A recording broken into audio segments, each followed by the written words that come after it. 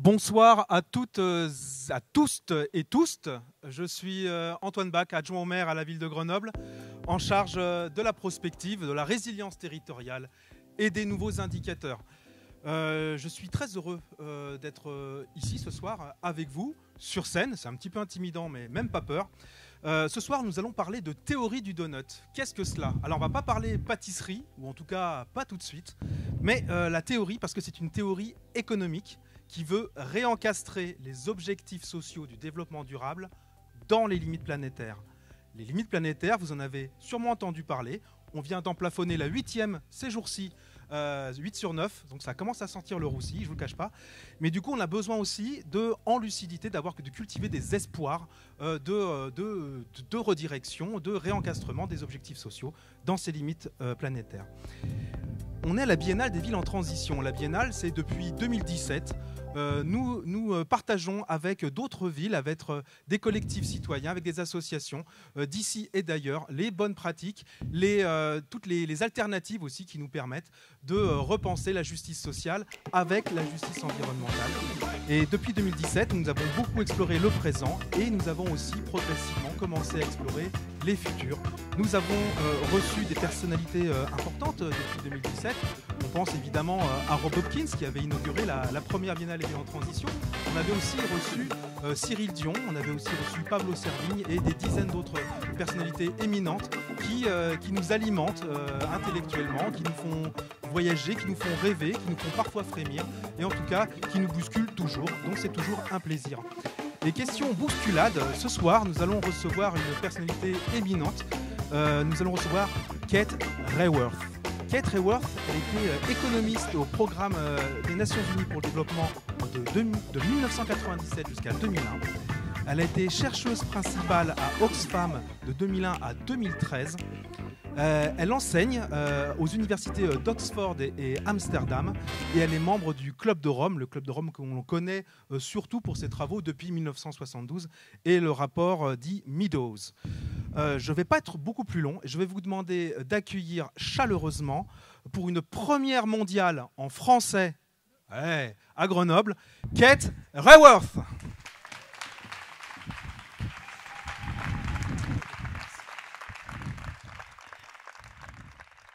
Bonsoir à tous.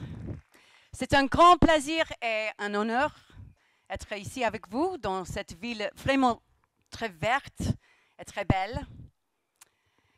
Je vais commencer avec une question. Quelle est la forme du progrès?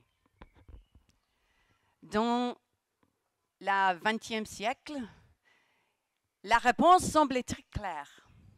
Et avec un peu de tuyau, je vous la montre. C'était la croissance. La croissance, c'était la forme du progrès. La croissance sans fin. C'était mesuré par le revenu national, par le PIB.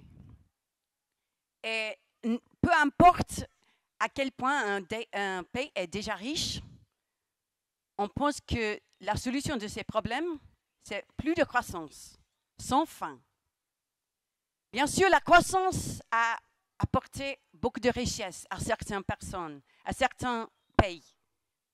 Mais aussi, elle a apporté beaucoup de problèmes. Des problèmes spécialement environnementaux.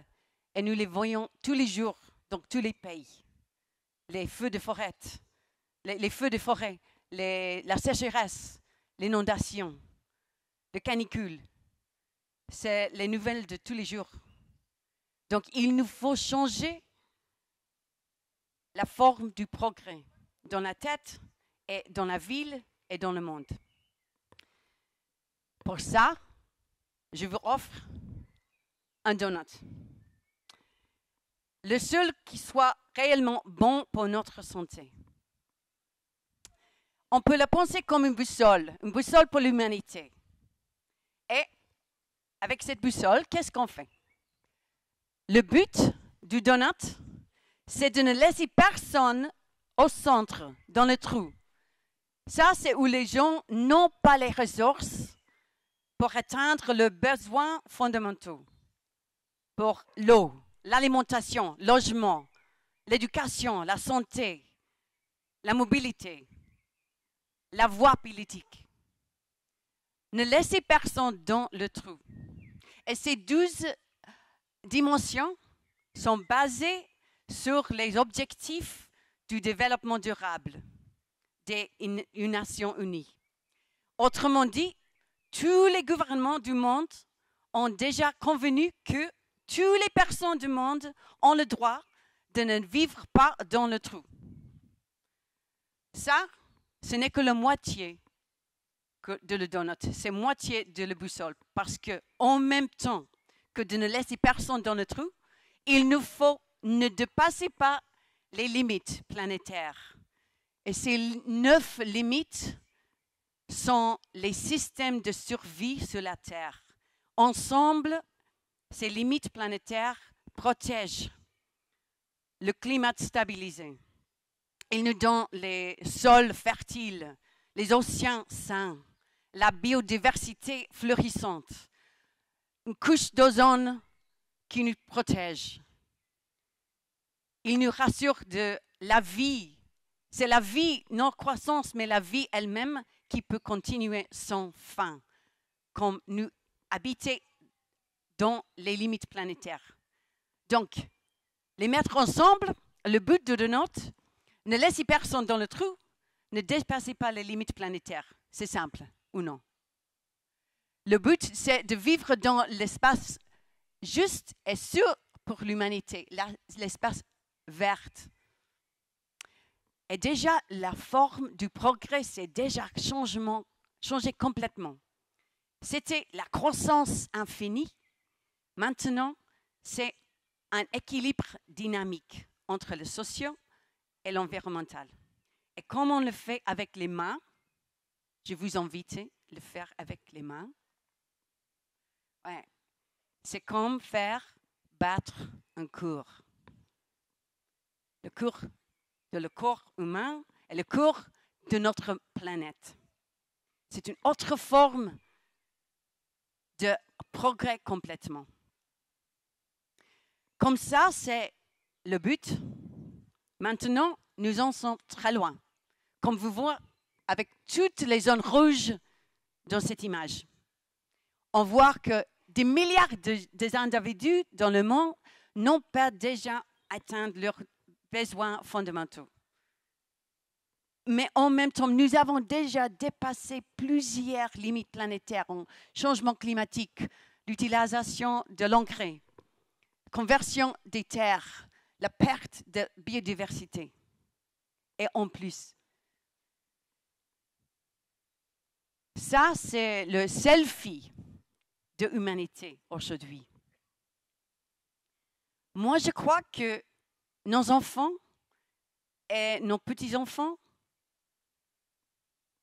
nous demanderont qu'est-ce que vous avez fait lorsque vous le saviez, lorsque vous avez vu l'état de l'humanité et le monde.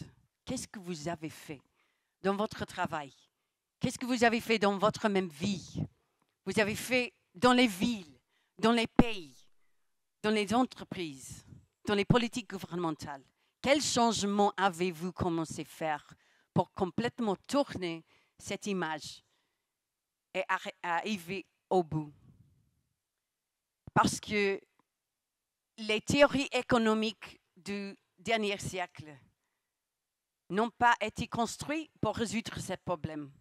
Les business models des entreprises, les politiques gouvernementales, les modes de vie du dernier siècle n'ont pas construit pour résoudre ce problème. Il nous faut imaginer encore nous-mêmes des nouvelles solutions pour faire quelque chose de complètement différent du siècle dernier.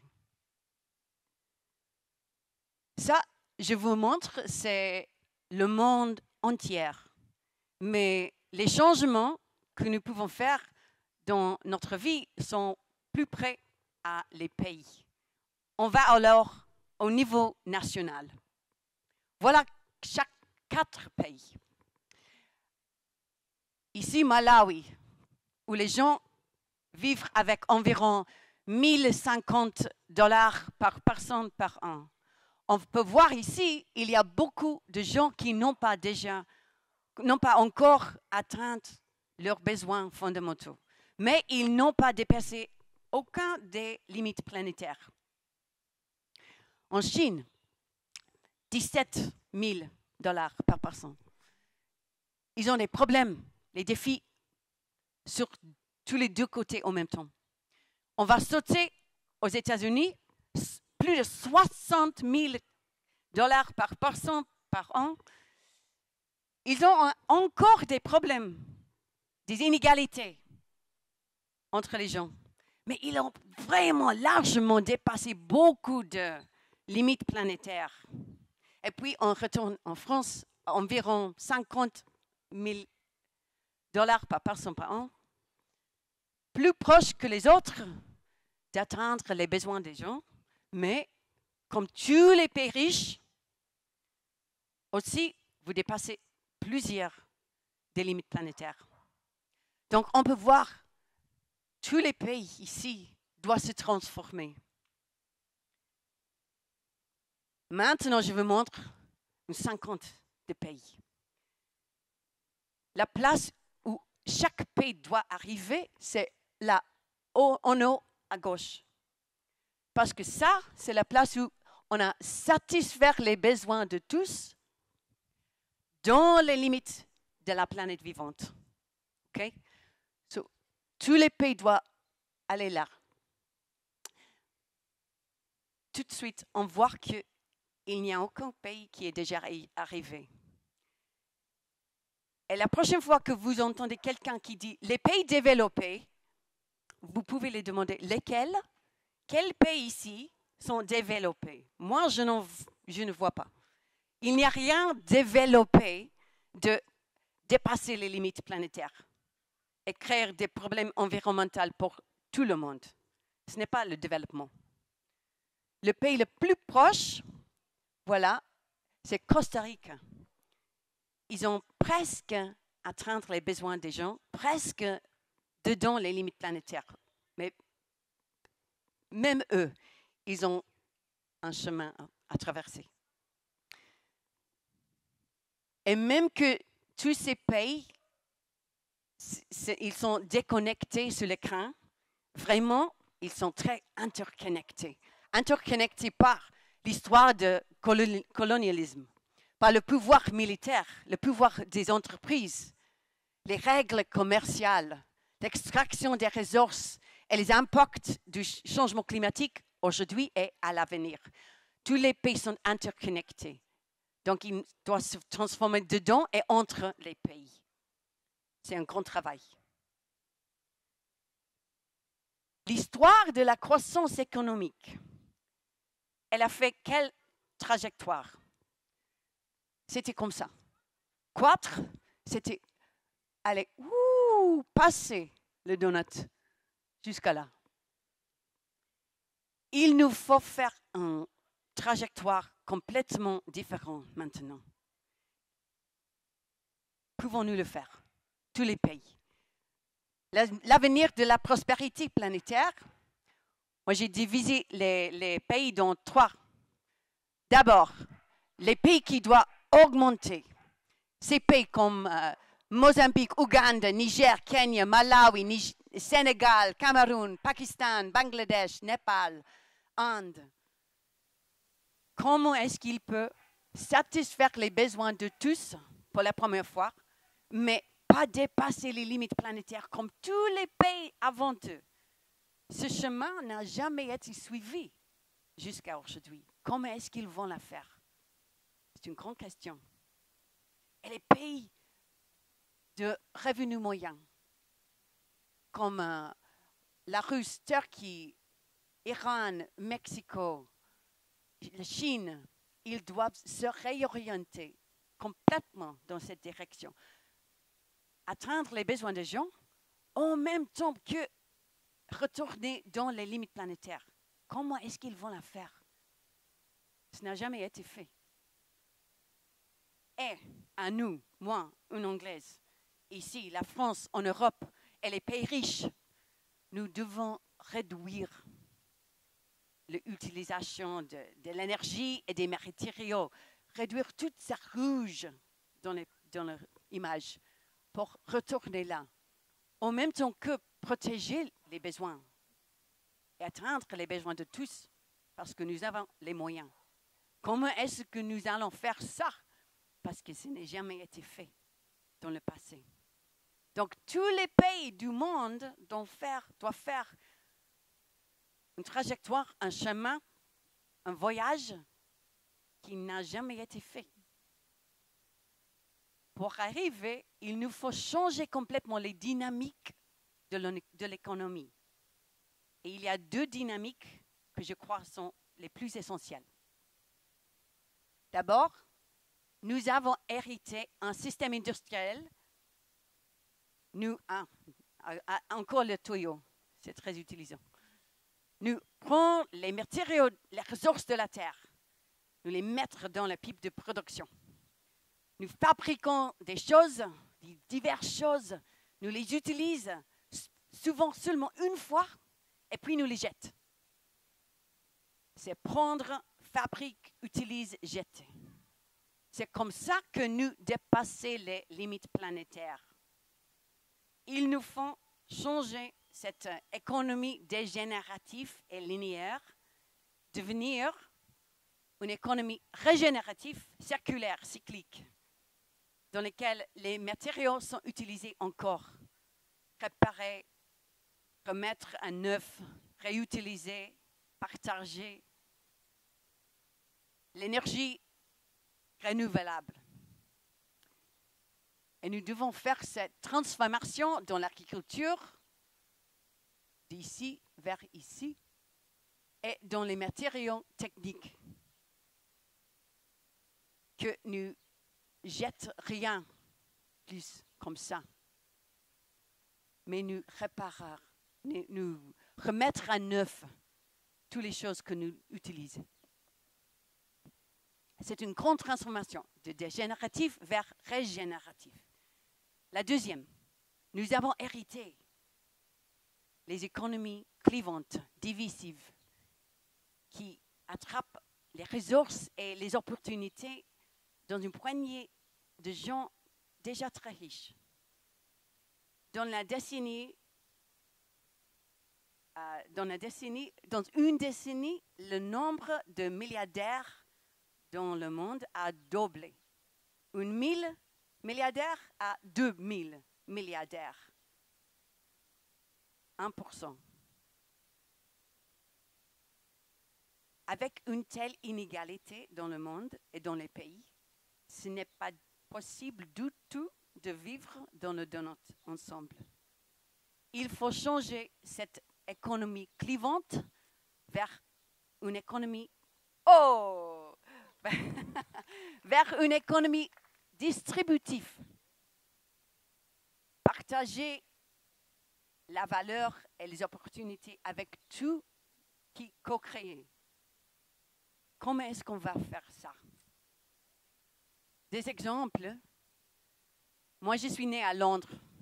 Et Londres, comme beaucoup de villes dans le monde, il y a un poignet de propriétaires très riches qui possèdent un grand nombre d'appartements dans la ville.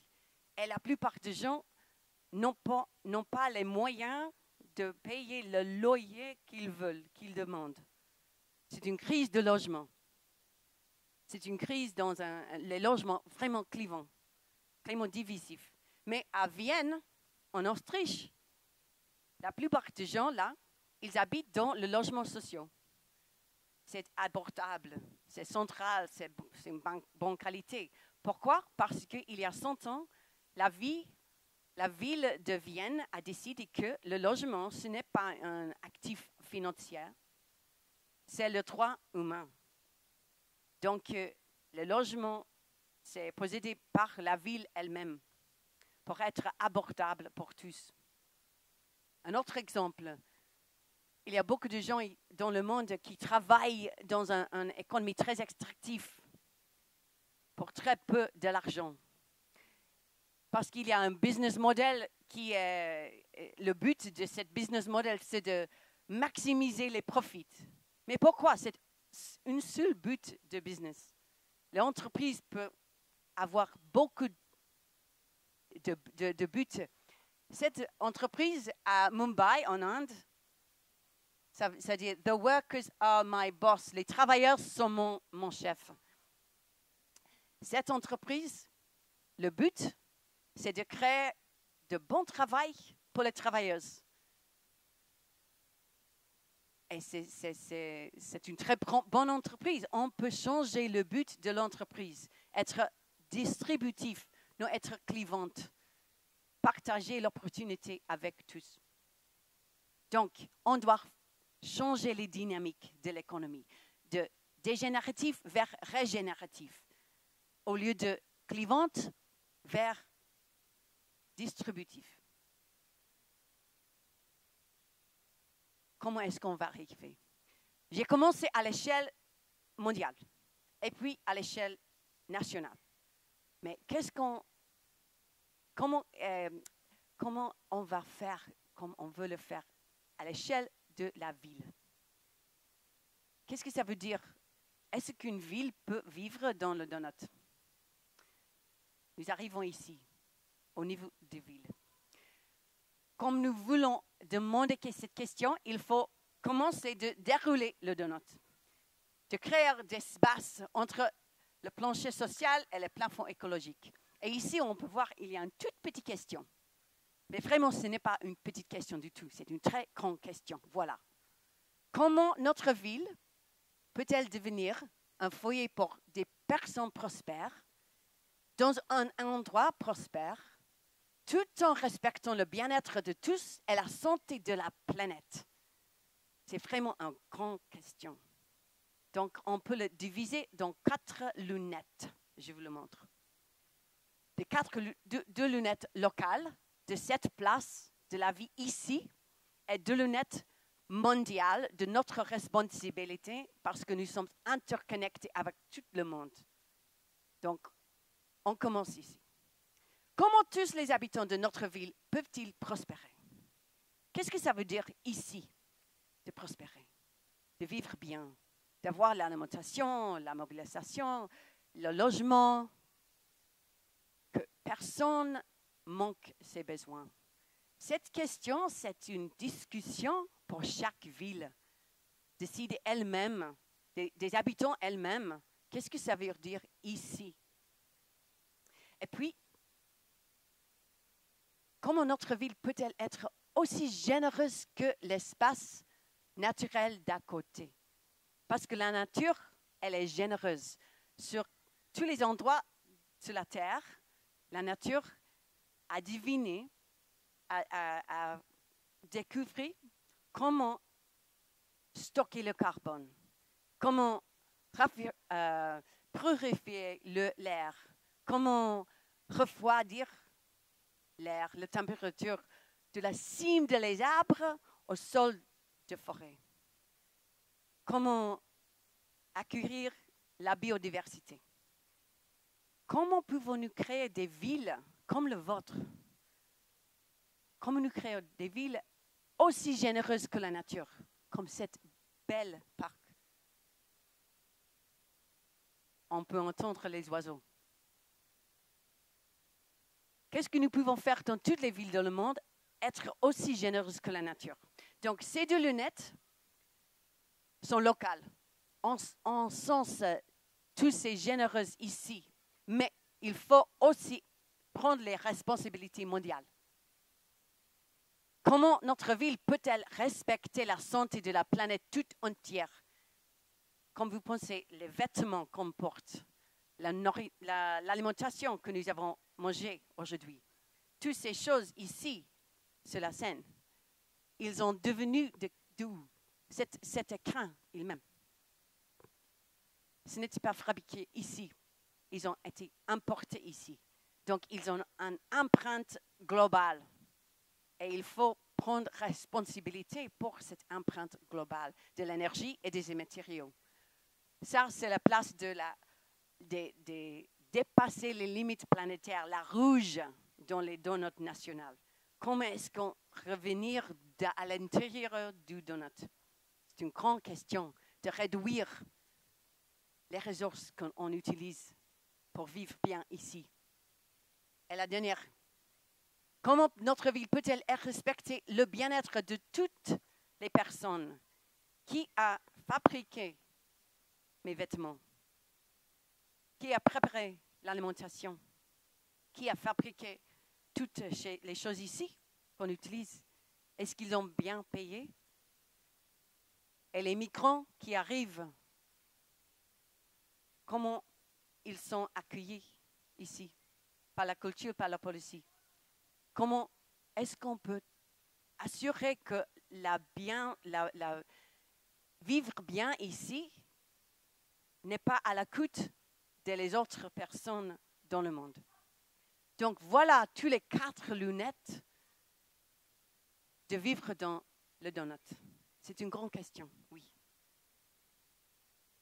Et il y a beaucoup de villes et de districts, des États dans le monde qui se demandent cette même question, qui a décidé d'utiliser cette façon de penser pour l'avenir. On peut voir ici Grenoble et beaucoup plus. Ipoh, in Malaisie, Thimphu, Bhutan. Je veux vous montrer quelques exemples. Qu'est-ce qu'il fait les autres villes qui utilisent ces idées? Donc, on va commencer à Amsterdam. C'était la première ville dans le monde, avril 2020, dans la pandémie. Ils ont décidé de saisir cette idée. Et ils le mettent dans leur stratégie d'être une ville circulaire. Amsterdam veut être une ville circulaire. On utilise le donut comme le grand but, la boussole de cette stratégie. Ils ont créé un Amsterdam Donut en orange, bien sûr. Ils adorent l'orange, non? Ils ont dit, nous voulons être une ville prospère, inclusive et régénératrice pour tous les résidents, tout en respectant les limites planétaires. C'est très, très différent que le but d'une ville dans le XXe siècle. C'est une autrement différente façon de penser. Ils ont commencé avec le logement, le textile, l'alimentation. Comment est-ce qu'on peut faire utiliser mieux les ressources que nous avons ici? Et puis aussi, les citoyens, les résidents, les habitants d'Amsterdam eux-mêmes ont dit, nous voulons utiliser cette idée. Ils ont créé la Amsterdam Donut Coalition. Et ils ont commencé à faire Donut Deal Day. Un jour par an, on fait des deals. Et Anne, ici d'Amsterdam, est venue ici avec nous pour expliquer qu'est-ce qu'on fait quand on fait un deal. Allons-y, on fait des projets qui nous amènent dans le donut. Donc, Amsterdam, c'était le premier. Barcelone, ils ont créé une boussole pour la ville. Ils ont fait les chiffres. Comment allons-nous? Dans tous les 4 lunettes, quels sont les buts et quels sont les chiffres? Où devons-nous faire mieux? Où avons-nous déjà arrivé? Et ils l'ont fait avec tous les habitants de la ville ensemble, parce que c'est un projet de la ville complète elle-même. Bruxelles, ils ont récemment lancé cette image. Ça, c'est 2023. On va revisiter 2030, 2050. C'est une nouvelle mesure de progrès de la ville. Et ils redirigent les ressources financières vers les entreprises qui sont assistants à arriver dans le donut. Birmingham, il y a une organisation qui s'appelle Civic Square. Les gens eux-mêmes s'organisent au niveau de la rue. Une maison à une autre maison. Est-ce que vous voulez changer notre roue ensemble. Et vous pouvez le voir, il le fait avec beaucoup de créativité pour engager tous les gens dans une conversation de l'économie de tous les jours. Bad Nauheim, est-ce que vous avez vu que la lettre de toutes ces villes, ces baies, je crois que c'est les beignets, c'est les beignets, non? Bad Nauheim, UK de Bad Nauheim est ici avec nous. Ils ont choisi 100 personnes dans la ville pour une conversation. 100 personnes très différentes. Quelles sont vos idées de mettre notre ville dans le donut? Qu'est-ce qu'on doit faire ici? Qu'est-ce que nous avons déjà fait? Où sont les manques? Et comment est-ce qu'on va changer la ville? Bhutan. Le gouvernement de Bhutan nous a dit, nous avons déjà notre même mesure, c'est le Bonheur National Prix, mais nous voyons que c'est très similaire à Donut. Nous voulons les mettre ensemble et faire ce travail ensemble. Quelle idée nouveau on peut faire avec tous les deux ensemble? Et puis, le dernier à Glasgow, vous pouvez voir, ils ont commencé la discussion avec les gens ici. Mettre le couleur où vous croyez que nous avons des manques et nous avons des succès. Les opinions de tous les gens. Donc, il y a beaucoup de villes dans le monde qui ont commencé. Nous sommes seulement au début de ce voyage ensemble. Et je suis enchantée d'être ici à Grenoble parce que je sais, vous-même aussi, sont sur ce voyage. Vous faites ce travail avec beaucoup d'autres villes. Donc, pour finir, on peut se demander, c'est 2023 maintenant, vers 2040. Comment est-ce qu'on va faire pour changer l'image de le monde et de l'humanité maintenant? Comment est-ce qu'on peut faire dans votre même vie, dans votre travail, dans la politique, dans les entreprises, dans les parcs, dans l'école? Comment est-ce qu'on va changer tout ce que nous faisons pour revenir dans cet espace ensemble? Et je vais finir avec une invitation. Parce qu'il y a une chanson qu'on peut chanter ensemble, comme vous êtes prêts. Oui? OK.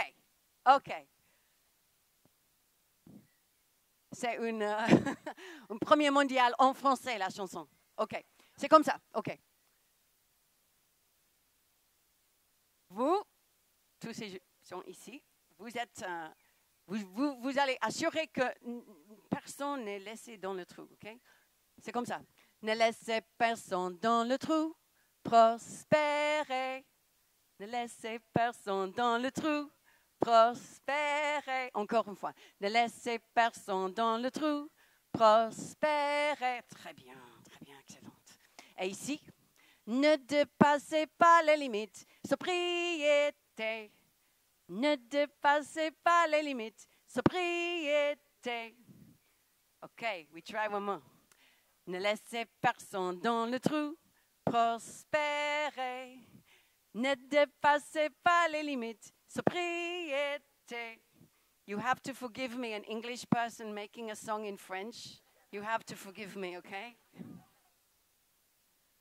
You want to sing the song?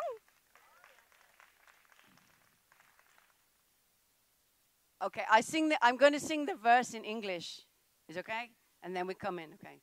If you want to get into the donut, set a sweet new economy on a roll. Got to stop with the things that matter most.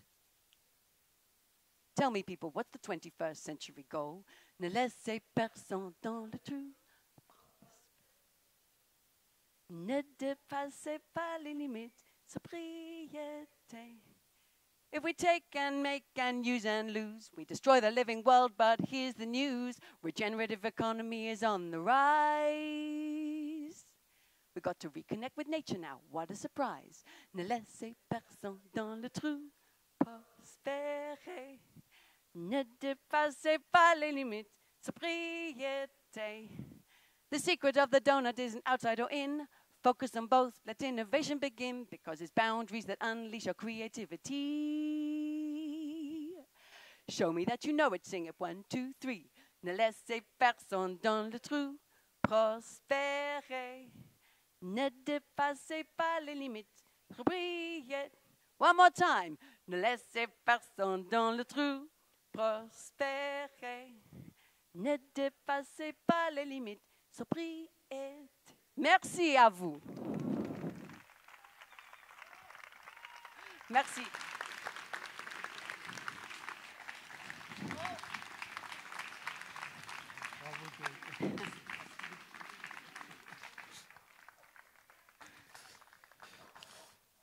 Merci beaucoup Kate Raworth pour cet exposé limpide et enthousiaste sur comment répondre aux besoins sociaux tout en atterrissant dans les limites planétaires. Cette question, on se l'est posée à Grenoble, on se la pose à Grenoble et on se la posera encore, car je continue. Voilà, on a voulu se la poser. Comment on peut se saisir effectivement de ce donut à Grenoble. Et on l'a voulu le penser dans une démarche pas simplement pour voir où on en est, mais aussi pour se poser la question où nous allons. Le donut, on a voulu l'utiliser comme un outil de prospective et on a voulu le travailler avec les habitantes et les habitants. Alors ce qu'on va pouvoir vous montrer, si normalement ça apparaît dans quelques secondes à l'écran, c'est le premier portrait donut de Grenoble. En tout cas, c'est une version de préfiguration. C'est quelque chose qui a été travaillé par les services de la ville de Grenoble et qui préfigure ce que pourrait être un donut à la grenobloise. Bien évidemment, le donut tel que nous voulons le travailler avec les habitantes et les habitants. Et c'est pour ça que je vous invite, dès demain, il y aura 3 ateliers dans la grande tente qui est là-bas pour pouvoir construire notre propre donut avec nos indicateurs et pour chausser les lunettes du social et de l'environnemental, du local et du global, du point de vue de Grenoble. Alors ce donut à la grenobloise, regardons un petit peu. Alors peut-être que vous ne le voyez pas très bien de loin, mais la bonne nouvelle, c'est qu'il y en a une version dans les documents qui sont présents sur cette table, dans le rapport développement durable 2022 de la ville de Grenoble, où il y a tout ce donut et avec beaucoup d'explications sur la façon dont on a construit nos indicateurs. Je vais en prendre quelques-uns, parce qu'on en est où? Ça, c'est un peu notre point de départ. On en est où? Alors, il y a des endroits où la ville où Grenoble, on est plutôt bon. Enfin, quand je dis plutôt bon, c'est bon par rapport à la moyenne nationale. Et donc, on l'a vu avec Kate, effectivement, la France, on dépasse très largement les limites planétaires et on a encore quelques progrès en matière de réponse aux besoins sociaux. Il y a des choses intéressantes. Il y a la question du changement climatique. Alors, le changement climatique, il est là-haut. Si vous voyez, tout en haut, il y a la partie rose foncé, c'est Grenoble, et la partie rose pâle, c'est la moyenne nationale. Alors la bonne nouvelle, c'est qu'à Grenoble, en matière d'émissions de gaz à effet de serre, c'est l'indicateur qu'on a pris, nous sommes quand même globalement en dessous de la moyenne nationale. C'est plutôt une bonne nouvelle, oui, mais nous dépassons largement les limites planétaires. Donc il va falloir qu'on réduise dans tous les cas. Bien, mais peut mieux faire. Sur la question de l'eau, par exemple, on est plutôt pas mal aussi. Et là, l'indicateur qu'on a pris, l'eau, je la cherche, où est l'eau? Où est l'eau? Où es-tu, eau? En haut à gauche. Eh bien non, oui, si, non, je ne la vois pas. Et la fontaine, elle est là, voilà, exactement. Parfait. Vous voyez, eh bien là, globalement, on est quand même pas mal du tout. Mais là, l'indicateur qui a été retenu, c'est le prix moyen, l'adduction l'eau et l'assainissement. Et globalement, on est quand même en bonne position. Pardon, excusez-moi, l'eau, c'était celui-là que je voulais vous montrer. Voilà, c'est pas l'utilisation d'eau douce, c'est celui-ci. C'est un objectif social. Ce n'est pas un objectif environnemental ici. Donc globalement, on est moins cher qu'ailleurs en France et on a une eau quand même de bonne qualité. Bon, on a eu quelques petites mauvaises nouvelles récemment, mais je suis sûr que ça va se régler.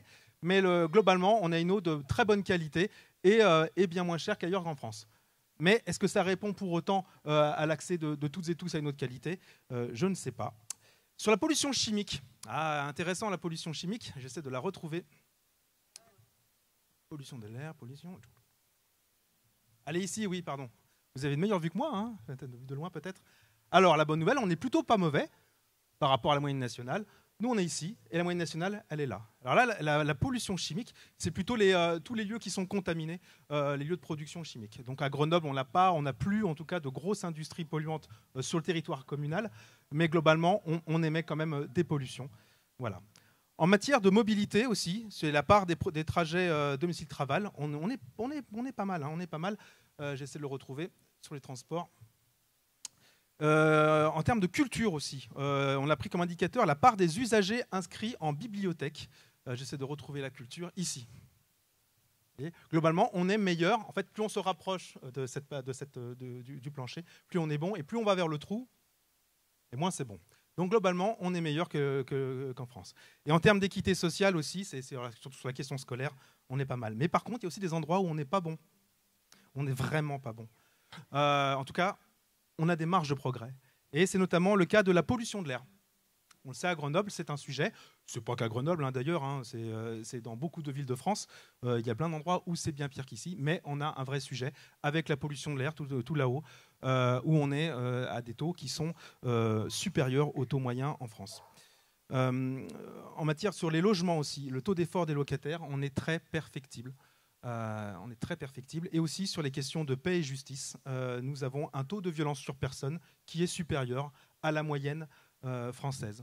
Donc le donut, ce qui est intéressant avec cela, c'est que ça permet de voir en lucidité quels sont notre état à un moment T et comment on peut améliorer les choses drastiquement. Voilà, je ne vais pas être beaucoup plus long que cela sur la question de cette présentation du donut. Vous en aurez donc une présentation qui est beaucoup plus détaillée dans les documents qui seront présents sur cette table et que vous pourrez récupérer. Ce que je voulais vous dire aussi, c'est qu'aujourd'hui, il y a eu des ateliers avec les villes qui sont venues travailler avec les équipes du Donut Economics Action Lab et Kate Raworth. Je voudrais saluer quand même nos amis de Bruxelles, de Barcelone, de Bad Nauheim, de Glasgow, de Worthing et, plus proche de nous, c'est Outre-Vercors, c'est la communauté d'agglomération de Valence-Roman qui travaille aussi sur une implémentation locale du donut. Donc vous voyez, ce n'est pas qu'une lubie grenobloise, c'est un mouvement international, ça va même jusque dans la Drôme. Donc voilà, on peut quand même s'en féliciter. Je voudrais vous rappeler évidemment qu'à partir de demain, je vous le rappelle et je vous le redirai encore une fois, il y a des ateliers qui se tiendront dans la grande tente, c'est la plus grande, sur la construction du donut à la grenobloise. Et maintenant, je pense que nous pouvons passer, parce que j'ai assez parlé, et le monde a besoin de tout, sauf d'un discours d'élu trop long, et je propose que nous passions une séance de peut-être à vous des questions à poser à notre invitée, à Kate Raworth, et peut-être saura-t-elle y répondre, je l'espère. Il y a des micros qui vont circuler. Levez la main, n'hésitez pas. Voilà. C'est la première question la plus difficile. On peut passer directement à la seconde. Et aussi question pour toi. Pour moi? Non, oui. Pas pour moi. Oui. Tu crois? Oui.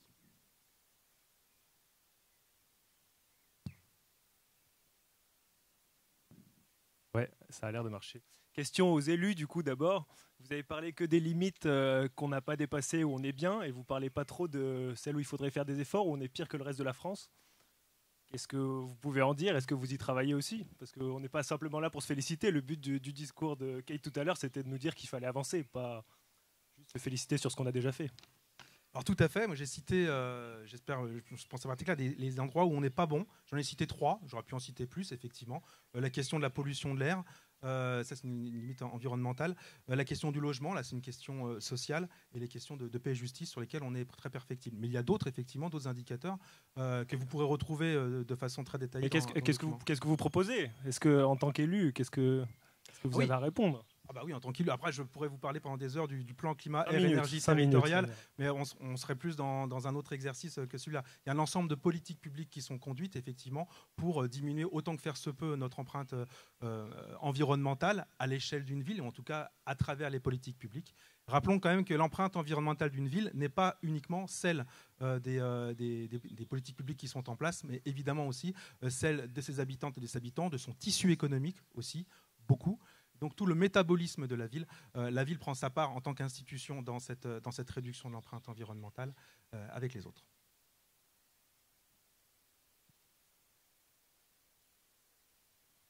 Bonjour, merci.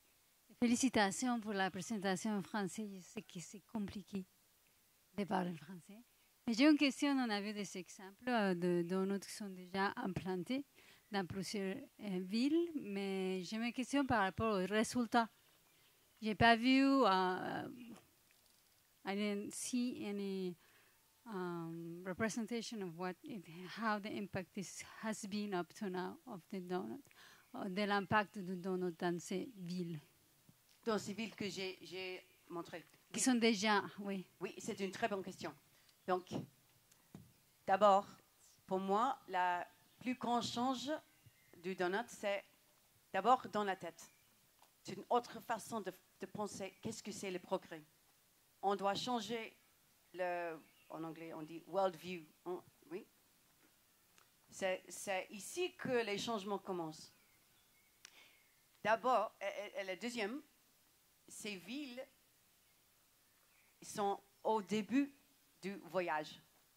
Comme j'ai dit, Amsterdam a commencé en avril 2020, au bel milieu du pandémie. Pour faire des changements, ça prend du temps, mais en même temps, c'est l'argent. C'est la grande tension, non?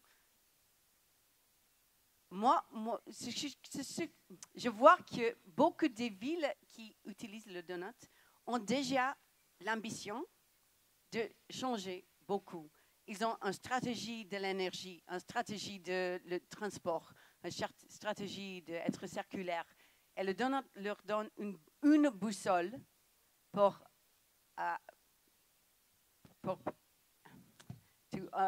amasser toutes les stratégies ensemble. Et avoir une plus grande ambition vers l'avenir. Et puis, quand on commence à faire le portrait du donut, ça change les chiffres, les buts, les targets qu'on utilise pour faire la comptabilité de la ville un an par la prochaine. Comment est-ce que nous faisons le progrès ou non? Ce n'est pas une question de PIB, mais c'est une question de les limites planétaires et les besoins des gens. Donc, je crois qu'on va voir les résultats sur une décennie. On doit le voir, non? Vers 2030. J'espère, ça doit être comme ça, que le donut assiste ces villes à aller plus vite vers ce but de 2030 que les villes qui continuent de parler de le PIB. Do I make sense? C'est difficile de répondre, mais c'est une très bonne question. Et pour nous aussi, à Donut Economics Action Lab, nous nous demanderons qu'est-ce qu'ils vont faire. Ouais, c'est une question pour voir. Qu'est-ce qu'ils vont faire? Qu'est-ce qu'ils vont faire ces villes? Comment est-ce qu'ils vont utiliser cette boussole pour aller plus vite? Donc, nous savons que les chocs arriveront. Le choc, la sécheresse, le choc d'une pandémie, le choc financier. Et les villes qui utilisent un but comme ça, je crois, une boussole comme ça, je crois qu'ils ont une plus grande image de succès. Et on peut utiliser les chocs pour tourner et arriver plus vite que répondre un à un. Excuse my French for trying to respond.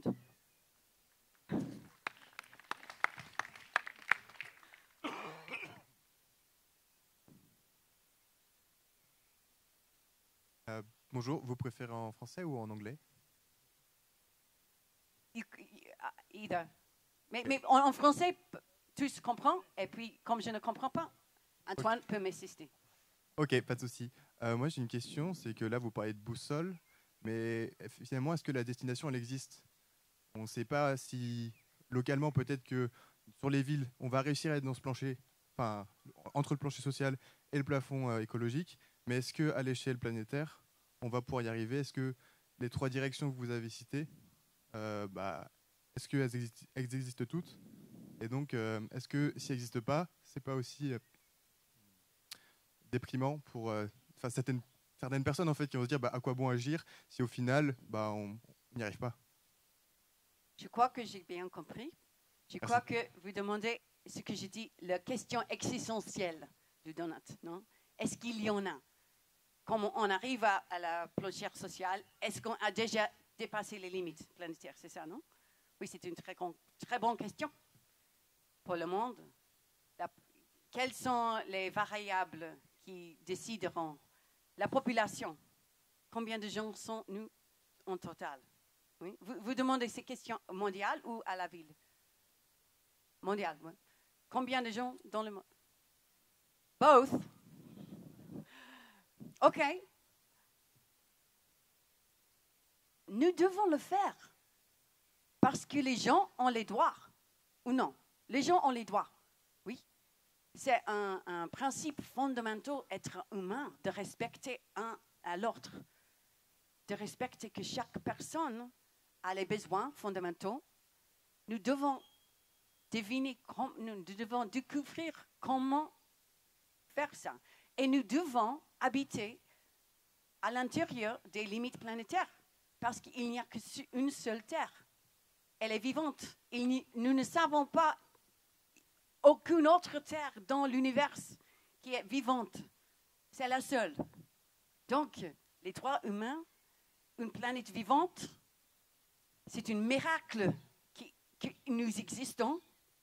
On devient très existentiel maintenant. Hein. C'est un miracle. Donc, nous devons utiliser la tête, changer l'économie pour l'achever. Parce que beaucoup des pressions sont économiques. Les demandes d'en profiter, plus de profit, les structures des industries, les structures des entreprises et les idées du siècle dernier. Moi, j'ai grand espoir, je suis optimiste que les gens peuvent penser et faire différent, respecter les droits humains et les limites planétaires. Ça, je ne sais pas comment est-ce qu'on va faire, mais je crois que nous pouvons le faire, mais ça demande des grands changements. C'est ce que je peux dire. Je voudrais vous demander si dans ces expériences de ville, vous associez les enfants, les élèves, etc. Et sinon, moi j'ai un petit souci toujours avec ce mot ambition qui me saoule. Ça fait un peu croissance, mais bon, ambition, il paraît qu'il en faut. Donc voilà, j'ai dit, j'ai fini.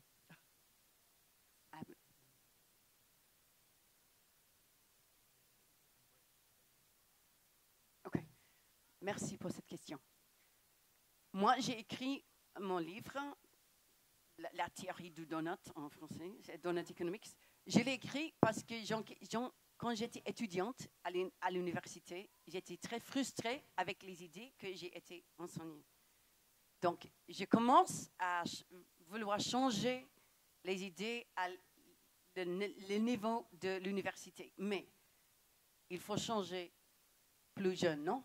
Avec les petits-enfants qui comprendre comment est-ce qu'ils comprennent le monde, comment est-ce qu'ils comprennent les changements que nous devons faire. Je vous ai à Birmingham, quand je retourne à Birmingham. Attends, c'est possible? Non, ok, pas de problème. À Birmingham, en Angleterre, ils travaillent beaucoup avec les enfants. Et on a découvert que les enfants comprennent très vite, très facilement, protéger la nature. Les enfants adorent la nature, adorent les animaux. Et les enfants comprennent qu'il faut partager.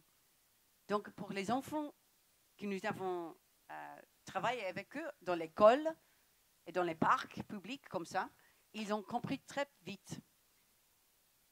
À Donut Economics Action Lab, nous avons commencé à travailler avec les professeurs dans les écoles qui dit je veux je veux introduire mes enfants, mes étudiants à ces idées parce que ces idées vont leur assister beaucoup dans la tête et dans l'avenir.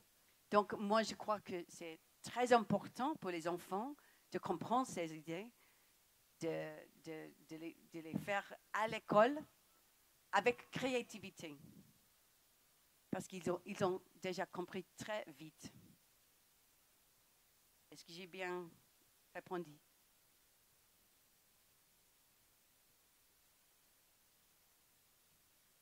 Oui, bonjour. Merci Bonjour. beaucoup pour la présentation déjà, madame. Moi, j'avais une question.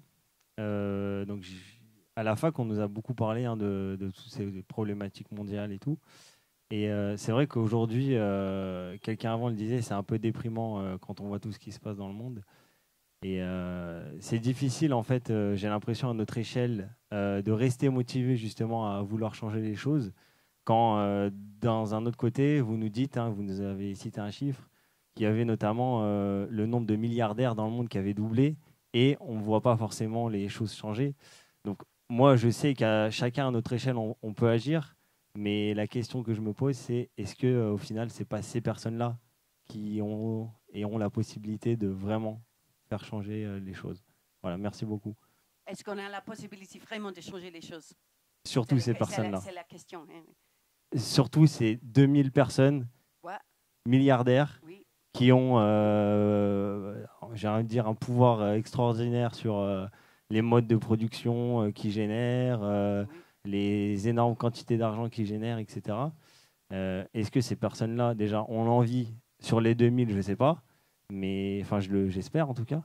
Et en fait, c'est pas vraiment une question, c'est plus une remarque. J'ai l'impression que c'est ces personnes-là, en fait, qui ont le pouvoir de faire changer la bascule, justement. Oui, c'est une bonne remarque. Le monde, c'est vraiment...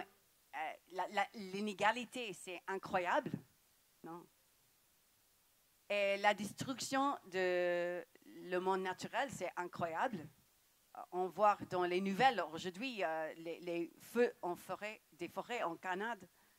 Et le ciel est orange. C'est incroyable. Social et écologique. Donc, est-ce qu'on ne veut pas avoir l'espoir? Je ne sais pas comment ou non nous pouvons y arriver. Je ne sais pas, on ne peut pas savoir. Mais qu'est-ce qu'on va faire? On va give up? Comment c'est give up? Abandonné. Abandonner? Ou on va essayer? Pour moi, la seule option, c'est d'essayer. Essayer avec les idées. Ici, c'est la question des idées. Mais autre option, essayer, il résiste les fossil fuels, non? Extinction Rebellion en Angleterre. Moi, nous occupons les ponts. C'est une autre une autre façon de résister. Les autres gens commencent des entreprises vraiment égalitaires, coopératives, pour montrer une autre vie est possible, un autre monde est possible. Donc, il y a beaucoup de différents genres de travail, de façons d'espérer et de montrer et de protester et de proposer. Pour moi, dans ma vie, j'ai 52 ans, j'ai deux enfants qui ont 14 ans, les jumeaux. Pour moi, c'est la seule chose de faire, c'est d'essayer et de travailler avec les autres qui veulent essayer. Comme la ville de Grenoble, nous voulons faire le donut. Nous arrivons. Allons-y, travaillons ensemble. Je ne sais pas une autre route. Mais vraiment, cet chiffre, les milliardaires, a doublé dans une décennie. C'est affreux, c'est incroyable. Et nous devons travailler ensemble avec toutes les idées, avec toutes les mains, pour battre contre ce pouvoir.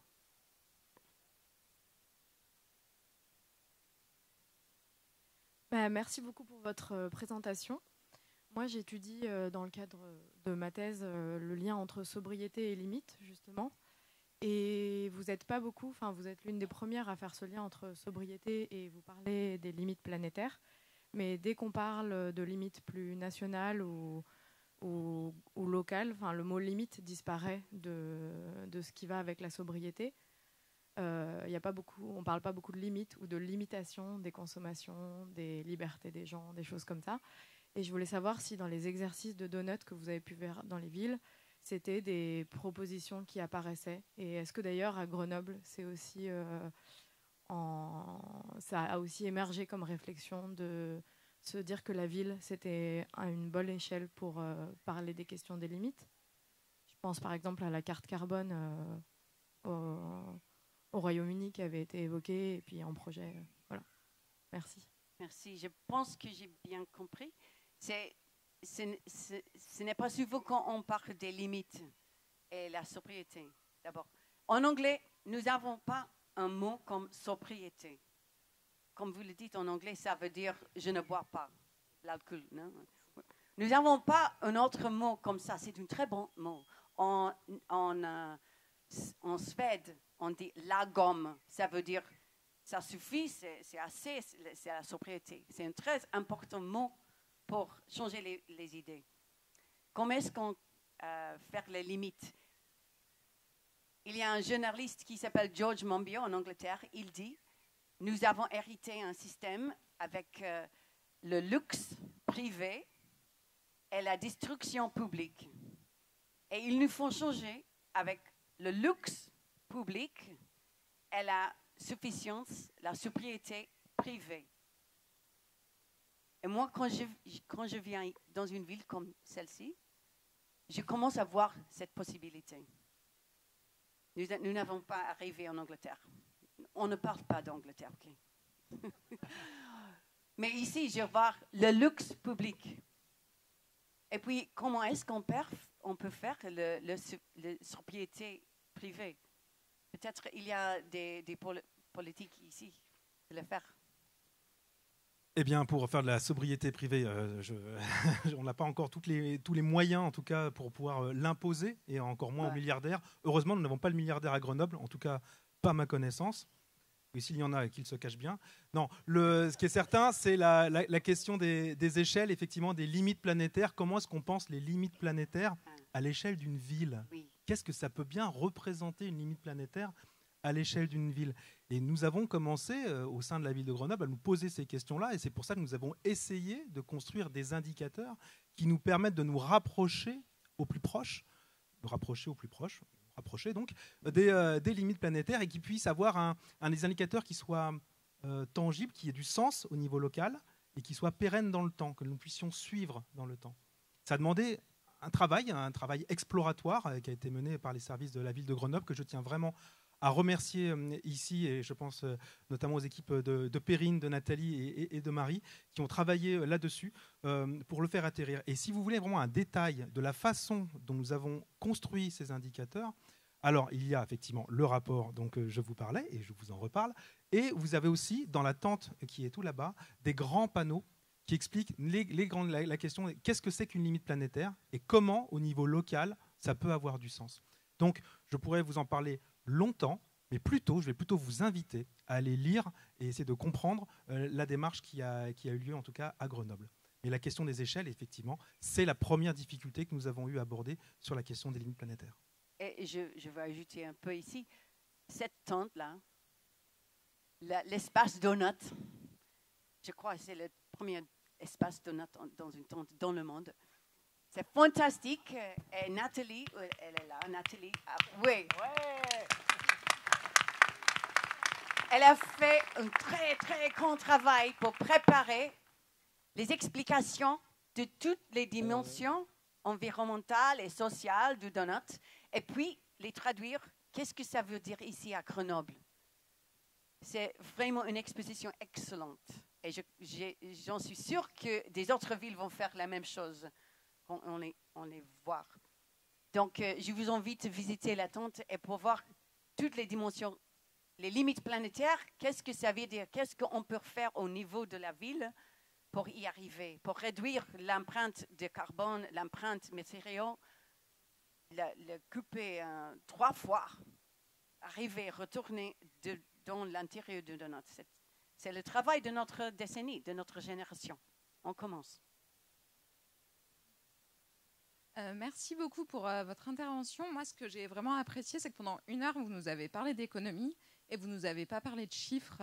Et ça, déjà, c'est un point très fort. Je trouve que le donut, c'est un super outil de sensibilisation. Vous parlez de changer le mindset et je trouve que c'est c'est vraiment tout l'intérêt de cette méthode. Après, moi, je me pose des questions sur comment on connecte du coup le donut avec les prises de décision budgétaires au quotidien, quand on est une entreprise, quand on est une ville aussi. Actuellement, les outils qui se développent en France, c'est par exemple tout ce qui est comptabilité carbone. Donc finalement, on va parler de chiffres économiques et puis on va parler de chiffres carbone. C'est un outil que je trouve bien, mais c'est vraiment la première étape parce que ça permet pas du tout d'avoir toutes les limites planétaires, ça permet pas de parler des besoins vitaux. Donc moi, je serais vraiment curieuse de savoir, est-ce qu'un donut, on peut l'utiliser aussi pour prendre une décision est-ce que je soutiens un axe routier Est-ce que je soutiens le projet du Lyon-Turin au regard du donut Est-ce qu'une entreprise va repenser un modèle économique avec ça En fait, sur des sujets très précis, comment le donut peut aider et comment on va faire la connexion entre des choses, une vision du monde qui est très globale, très systémique, avec aussi des prises de position au quotidien. Et est-ce qu'il y a des villes qui l'ont déjà expérimenté en Europe et est-ce qu'à Grenoble, justement, il y a aussi des réflexions pour que ça puisse passer sur les budgets annuels, par exemple? Oui, c'est une très bonne question. J'essaierai. Sur la question de la ville, il y a des villes qui ont commencé à se demander. Nous avons fait cet portrait de notre ville, les chiffres de donut, et puis allons, comment est-ce qu'ils vont les utiliser pour faire ces décisions? Quelles sont les prioritaires, les budgets, les questions financières? Ils commencent de créer les outils pour faire ces décisions. Nous avons les créés, parce que moi, je ne suis pas un fonctionnaire dans une ville, et ce n'est pas à moi de savoir comment faire ça. Mais aujourd'hui, ici à Grenoble, il y avait des gens de beaucoup de villes qui sont devant. Non, nous commençons à travailler ensemble pour découvrir comment faire ça. C'est une très bonne question. Arriver du donut aux décisions du budgétaire. On peut demander ici, qu'est-ce que vous allez faire différent avec cet outil? Eh bien oui, nous aussi à Grenoble, nous avons la volonté, mais nous commençons tout juste. Ouais. Donc voilà, donc le donut nous permet d'avoir aussi un effort de lucidité systémique. Wow. Bref, de voir, d'avoir la photo globale de comment est-ce qu'on, là où on est perfectible, là où on est bon. Et ça, cette photo globale, jusqu'à présent, on ne l'avait pas forcément. Et c'est ça, et donc on a besoin de se construire des indicateurs. Et progressivement, en fait, l'idée, c'est de pouvoir s'en servir comme d'un outil de gouvernance, et notamment sur des projets. Je voudrais faire une petite incise sur un autre outil que nous mobilisons. Le donut est un outil. Il y a un autre outil que nous mobilisons aussi, qui s'appelle la comptabilité, une comptabilité socio-environnementale, la comptabilité écologique. C'est le modèle CARE. Nous avons un doctorant qui travaille sur l'implémentation de cette comptabilité au sein de l'institution Ville de Grenoble. C'est pareil, ce sont des comptabilités qui sont tout à fait émergentes, qui sont nouvelles et qui permettent de mesurer au-delà des capitaux financiers, les capitaux environnementaux et les capitaux humains. Pardon pour ce langage, c'est le langage consacré, voilà, je ne suis pas comptable moi-même, mais ça permet d'observer en toute lucidité comment l'activité de la ville a un impact certes financier, mais a aussi un impact sur l'environnement, et donc de pouvoir le quantifier, l'objectiver pour de vrai, et comment elle dégrade ou elle aggrade effectivement le personnel qui travaille au sein de la ville. Donc voilà, c'est quelque chose que nous avons démarré, et je vais annoncer en avant-première, je ne devrais peut-être pas le faire, mais le directeur général des services ici présent me confirme que je peux me lancer. Donc à la fin de l'année, nous présenterons à la ville de Grenoble un premier budget social et environnemental qui est inspiré de la comptabilité CARE. Donc ça fait partie des éléments que progressivement nous construisons, qui sont adaptés à la réalité de notre territoire, qui vont s'affiner progressivement et qui nous permettront d'être une aide à la décision et d'arrêter de prendre des décisions simplement en fonction d'idées, souvent un peu foufolles, des élus, ou alors simplement en fonction de critères financiers. Donc on va croiser l'ensemble de ça, avoir une vision plus holistique de l'activité de la ville et d'en faire des véritables instruments de décision. En Angleterre, il y a un endroit qui s'appelle Cornwall. Là, ils ont utilisé leur donut local pour créer un outil pour les décisions, prendre les décisions pour chaque projet qu'il veut faire. On le met sur le donut. Quels sont les impacts de ce projet? Comment est-ce qu'on les fait meilleurs? Et quels sont les coûts? Et donc, ils ont commencé de l'utiliser comme pour faire les décisions. Nous avons écrit un rapport, il s'appelle Cities and Regions, Let's Get Started. Donc, allons-y. C'est un document qui raconte toutes les différentes formes d'utiliser le donut dans les villes, dans le gouvernemental local. C'est sur notre website, comme vous voulez le voir. La question des entreprises, c'est une grande question. Avec les entreprises, nous sommes assez stricts parce que c'est un grand risque qu'ils utilisent le donut comme le greenwashing. Donc, nous avons fait un très règlement. Comme vous, en entreprise, vous voulez utiliser cet outil, il faut regarder le dessin de votre même entreprise. Quel est le but de votre entreprise? Les liens avec les employés, les customers, les suppliers, la gouvernance de l'entreprise, le ownership, comment on dit ownership? La propriété de l'entreprise et les finances. On demande les questions très grandes, profondes du dessin de l'entreprise. Mais il y a un autre rapport, je suis très fatiguée. Les mots n'arrivent plus. Mais oui, c'est une très grande question, excellente question, parce qu'on a, comme il a dit Antoine, on voit avec le donut, le boussole, le holistique, la vision. Et puis, qu'est-ce qu'on va faire différent? C'est la question dans l'entreprise, dans le gouvernement. C'est la question que nous voulons plus avec les villes, avec les entreprises qui veulent changer et qui veulent démontrer qu'on peut changer comment on fait les choses avec ces outils. J'ai juste une petite remarque. Le luxe public et la sobriété privée, il y a quelqu'un qui l'a proposé vers les années 1905-1917, ça n'a pas vraiment marché. Donc je pense que c'est un peu plus compliqué. Par contre, j'ai une question. Quand vous parlez de donuts sur la ville d'Amsterdam, c'est une initiative de collectif citoyen ou c'est la municipalité elle-même qui s'est emparée de cette boussole dans ses politiques publiques? Is it the government or is it the citizens? C'est tous les deux. C'était tous les deux, en même temps. C'était une coïncidence, on peut dire, que le gouvernement a décidé, nous voulons utiliser cette donut comme notre boussole. Et en même temps, les citoyens, comme Anne, ils ont dit, nous faisons beaucoup de projets et des initiatives dans la ville. Ils ont tous au but de cette boussole. Donc, on va commencer à faire l'Amsterdam Donut Coalition. Et je crois que c'était à cause de tous les deux ensemble qu'il y avait beaucoup de l'énergie. Parce que c'est les gens eux-mêmes et c'est le gouvernement aussi. Du coup, on a parlé de croissance. Okay. On a parlé de croissance. Est-ce que, en tant qu'économiste, vous avez identifié à l'échelle mondiale des verrouillages qui nous empêchent de penser autrement que par ce prisme-là? Et si oui, comment aller au-delà? Comment rompre ces verrous? Pourquoi nous devons continuer à suivre la croissance? Oui.